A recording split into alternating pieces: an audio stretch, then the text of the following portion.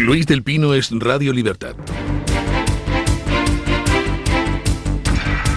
Hola, muy buenos días y cordial saludo para todos. Comenzamos con la información de este lunes 7 de octubre, hablando del aniversario del atentado terrorista llevado a cabo por Hamas el año pasado en territorio israelí.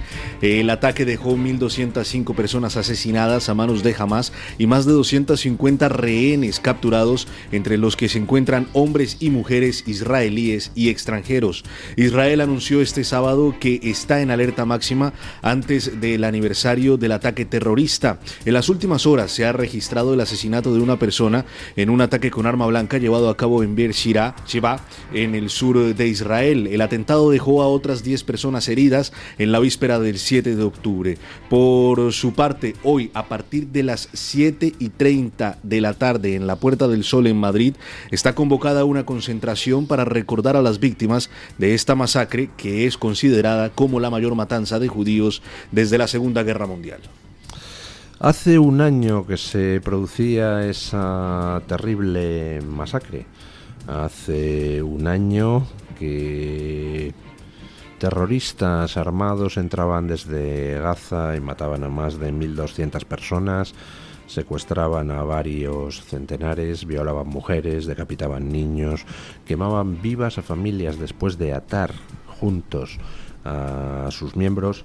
Ayer Telemadrid mostró, y es la primera televisión pública en hacerlo en el mundo, mostró el documental del horror de aquella masacre. Un año después, pues vemos, luego hablaremos de ello en otros bloques informativos, un año después vemos cómo algunos canallas hacen buena aquella frase de un general americano cuando entró en los campos de concentración nazis, que dijo al fotógrafo: filmadlo todo, porque llegará el día en que algunos negarán que esto ocurrió. Bueno, pues efectivamente, un año después asistimos a la campaña de algunos por intentar culpabilizar a Israel por defenderse de aquellos que entraron en Israel hace un año a causar la mayor matanza de judíos desde la Segunda Guerra Mundial. Y en esa especie de coro de los canallas, pues hay gente muy variopinta. Por ejemplo, Macron se descolgaba hace 2 días con una petición de que no se vendan armas a Israel. Vaya. El terrorismo islamista ha golpeado en Francia con una dureza brutal. Recordemos, por ejemplo, la masacre de la sala Bataclan. Masacre, algunos de cuyos detalles no llegaron nunca a comunicarse a la opinión pública para evitar las reacciones. Algunos detalles, como por ejemplo que algunas de las personas secuestradas en aquella discoteca Bataclan por terroristas islamistas fueron castradas antes de ser asesinadas. Ese tipo de cosas que se ocultan a la opinión pública para que la opinión pública no tenga una imagen real de cuál es el monstruo al que nos enfrentamos. Que no es el Islam, no son los países árabes, no, es el islamismo. Son las versiones radicales del Islam. Versiones radicales que empezaron a tomar al asalto a todos los países musulmanes a raíz de la llegada de los ayatolás a Irán. Recordemos el papel canalla de Francia en ese episodio. Francia dio refugio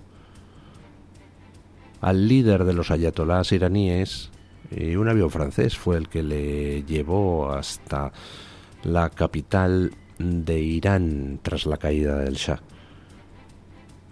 Francia, con su política exterior que siempre busca revivir una grandeur francesa que no existe ya,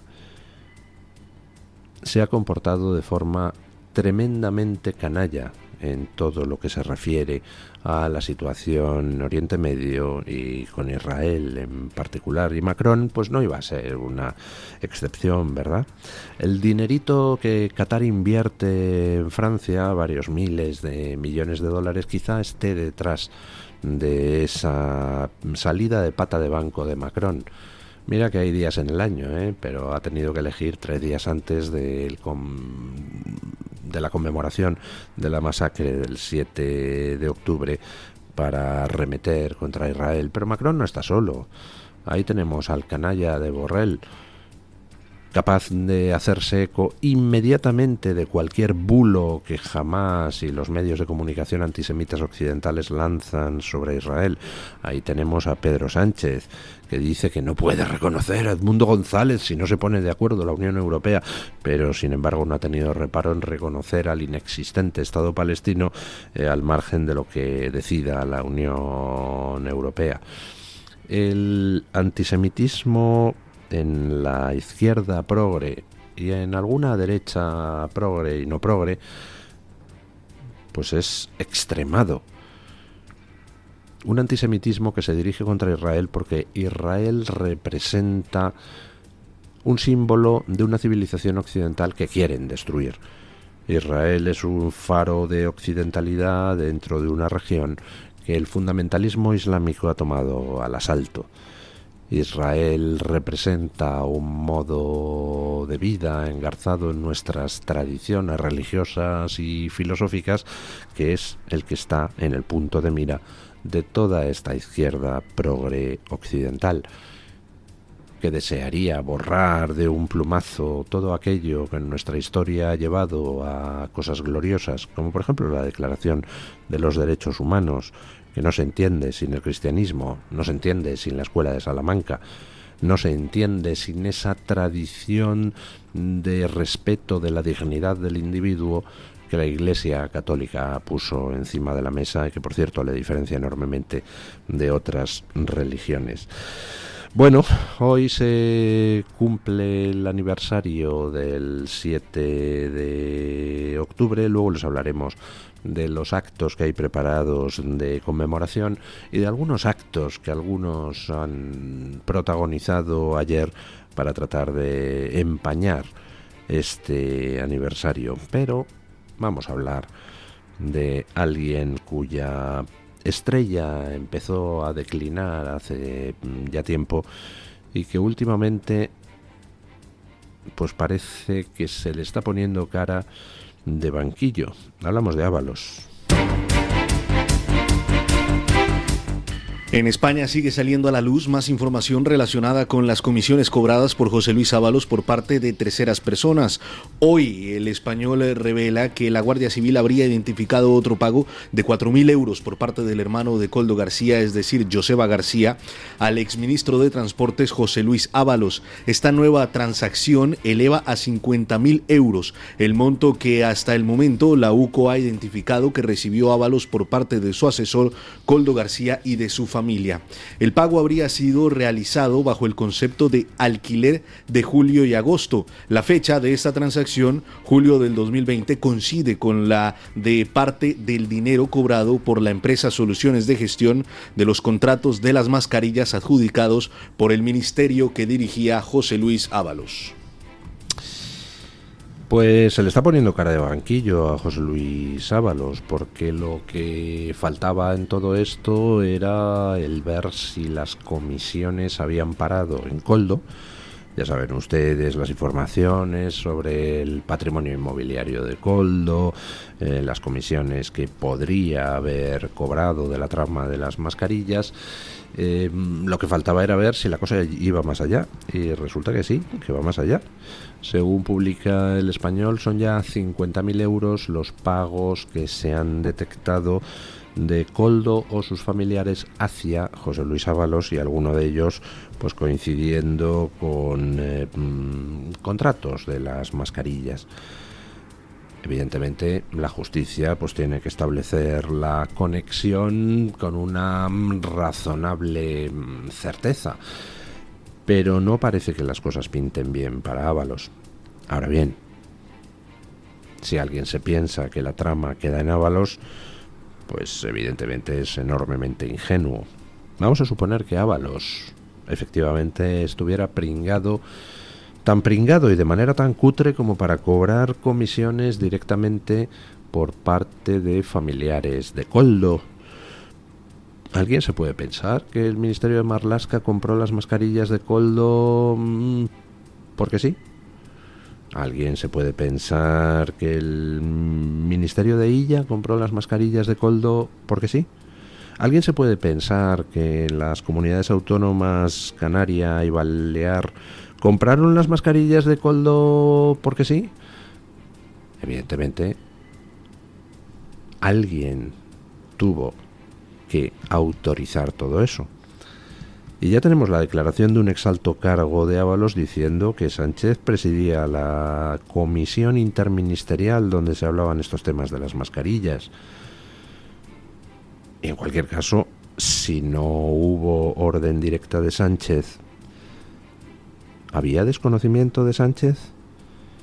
Ábalos estaba, parece, pringado en el asunto y logró que otros ministerios que no dependían de él compraran y comunidades autónomas socialistas que no dependían de él compraran sin que se enterara Pedro Sánchez. Hombre, en fin, parece un poco rarito, ¿no les parece a ustedes? O por acción o por omisión, el máximo responsable de la trama no es otro que nuestro querido Pedro Sánchez.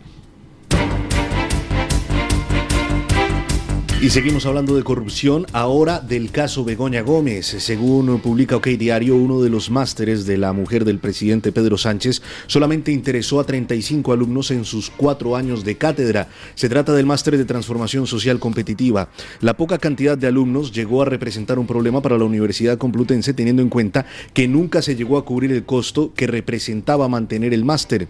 Cuando se cuestionó la continuidad del programa educativo en el año 2022, Begoña Gómez afirmó que había muchos estudiantes fuera de Madrid y en Latinoamérica interesados en cursar el máster. Sin embargo, estos estudiantes nunca se matricularon en la cátedra. Hoy la Universidad Complutense ha justificado la cancelación del máster de transformación social competitiva por la baja demanda y el poco interés del alumnado, además del daño reputacional al estar Begoña Gómez imputada por tráfico de influencias y corrupción en los negocios e investigada por la apropiación indebida del software diseñado para la propia universidad pública. Ahora, la universidad estudia si cancela también el máster que la mujer de Pedro Sánchez aún dirige, el de captación de fondos, cuyo inicio está previsto para finales de este mes de octubre.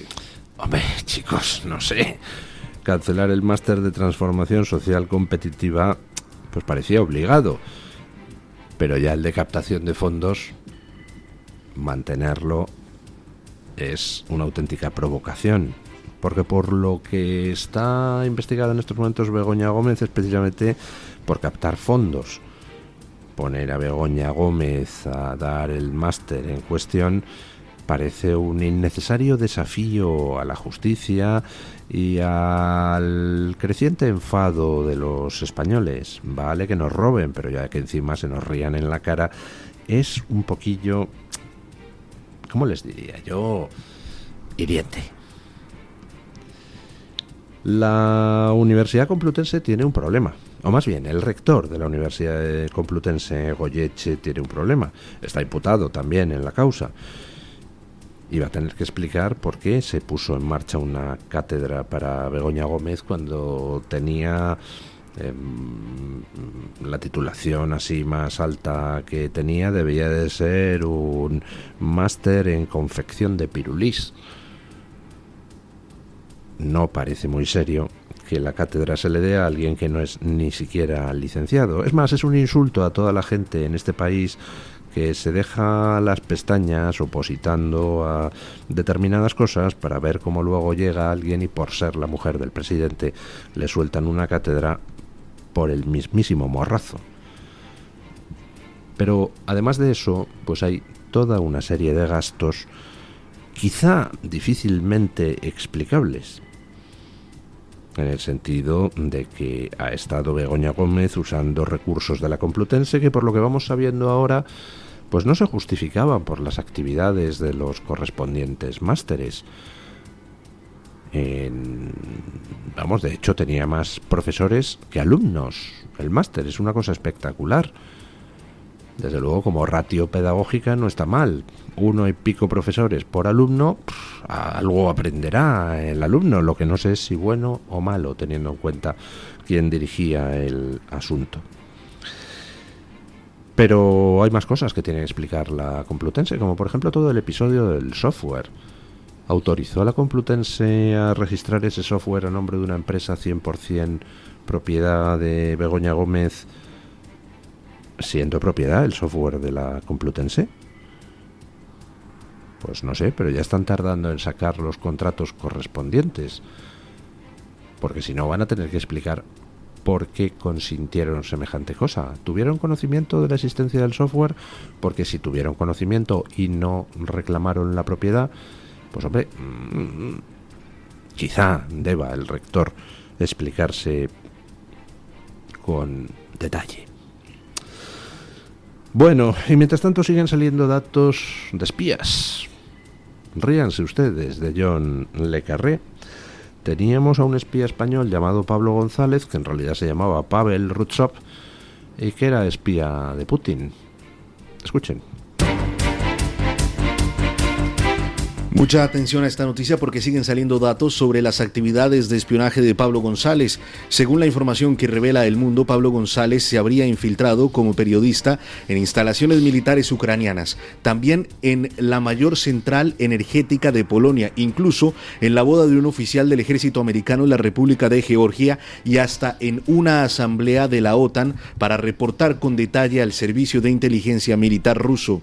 La investigación contra el reportero hispano-ruso por espionaje a favor del Kremlin, coordinada por la justicia polaca, ha intervenido en sus dispositivos electrónicos una batería de informes que detallan estas y otras operaciones similares. Dentro de los documentos encontrados, González tenía en su poder un informe sobre el principal opositor de Putin, Alexei Navalny, en el que aparecían las direcciones de las clínicas en las que fue atendido por el ataque que sufrió en el año 2017. También figuran en sus discos duros, entre otras cuestiones, maniobras militares en campos de entrenamiento ucranianos.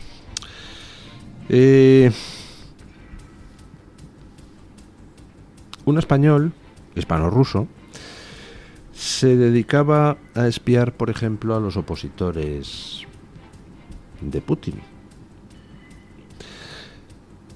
Por ejemplo, a Navalny, ese señor que finalmente murió en la prisión IK-3 de Harp, en Rusia, donde había sido confinado por Vladimir Putin, por ese criminal. Espió este espía hispano-ruso centrales energéticas polacas, reuniones de la OTAN, campos de entrenamiento del ejército ucraniano, y le pasaba información puntual a los servicios de información rusos. Espías los ha habido toda la vida, vamos, desde tiempos de los romanos, e imagino que antes, aunque no existe constancia documental, pues siempre ha habido gente que espíe para potencias extranjeras. Ahora, la campaña que se organizó aquí por parte de ciertos medios de izquierda, por parte de Podemos, por parte de algunos de los partidos integrados en Sumar, por parte de, en fin, ciertos periodistas sobre cuyos vínculos geoestratégicos podemos tener ciertas dudas, fue feroz. Decían que Polonia había detenido sin pruebas a un pobre periodista español, por cierto, que salía como colaborador de La Sexta. Resulta que creo que fue el Diario Público el que denunció a periodistas que sacaron a la luz las conexiones de este señor con Putin. Creo que presentaron una demanda que por supuesto perdieron contra David Landete en su día. ¿Recuerdan ustedes esa campaña con miembros de partidos de la izquierda pidiendo la libertad de Pablo González? Que no se llamaba Pablo González, sino Pavel Rutschab. Sí, hombre, sí, estaba ahí Enrique Santiago, por ejemplo, este tío del PC que no duda estar del lado de cualquier gentuza que haya por el mundo. Bueno, pues era un espía. Y las autoridades polacas le habían detenido teniendo datos más que suficientes de sus actividades de espionaje. Y al final fue liberado pues en ese intercambio de espías que consiguió Putin con Occidente hace escasos meses. Y fue recibido al bajar del avión en Moscú por un sonriente Putin que pocos días después le concedió una condecoración. ¿Dónde quedan ahora todos los periodistas españoles que hacían campaña por la libertad de este espía de un canalla como Putin?